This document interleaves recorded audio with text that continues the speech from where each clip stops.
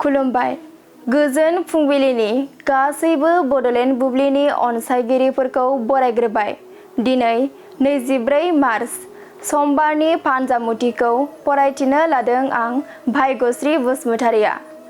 फानजामुथिनि गिबियाव दं मेष राशि।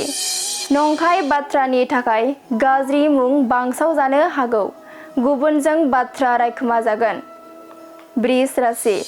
नखरनि खामानियावनो नांथाबना थानो गोनां जागोन, देहाखौ जोबोरैनो मेंखांनाय मोनगोन। मिथुन राशि। नोंथाङा सोरनिबा गोसो थोनायनि दौलेङाव गोग्लैगोन, गोसोआ उरां फारां जाबाय थागोन। कर्कट राशि। गोबां धोन दौलत आरजिना लानो हागोन, नखरनि नांथाना थानाय जेंनाफोरा जोबस्रांलांगोन। सिंह राशि। सिगांनि जाथायफोरखौ गोसोखांना गोसोआव गिखांनाय मोनगोन, गोबां उन दाहा खालामगोन। कन्या राशि। नोंथांनि देहायाव बेराम आजार सोमजिनो हागौ, असान्थिजोंनो साना बारलांगोन। तुला राशि। माबा मोनसे हाबा मावनायाव गुबुननि थुलुंगानाय मोनगोन, खामानिखौ जाफुंसारहोनो नाजाथाबगोन। वृश्चिक राशि। फिसा बाथ्राखौ लानानै सोरजोंबा दावराव दावसि सोमजिगोन, सुथुर जालायना थागोन। धनु राशि। बिसि फिसायनि गेजेराव अनलायनाया बारा जागोन, नखर संसाराव गोजोन फैगोन। मकर राशि। हरखाब गावनि आंगोजों नागारना थांजानो हागौ, दुखुजोंनो गोसोआ रोनावलाबायगोन। कुम्भ राशि। बायदि मोजां हाबा मावनो खाबु मोनगोन, दसेबो जिरायथेरनो सम गैयै जागोन। मीन राशि। नोंथांनि थांखिया जाफुंसारनायाव बिफानि सुखु फैगोन, रंजा खुसिनि सान जागोन। दिनै सानसेनि राशि फरायथिनायाबो एसेनोसै।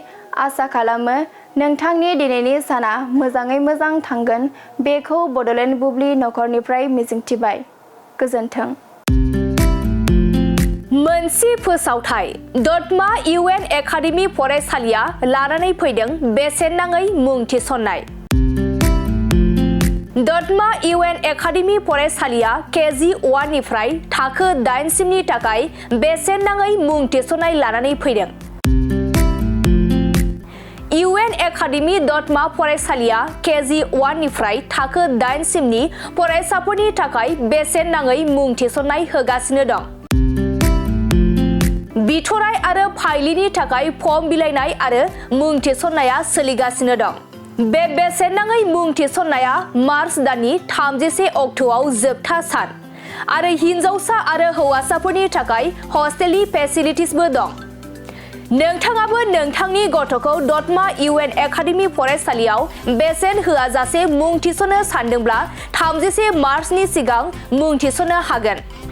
नोंथाङा आबुङै मिथिनो थाखाय 7002660387 नङाब्ला 9365913183 नैबे जानबुं नम्बराव कल खालामना खौरां लाहरनो हागोन।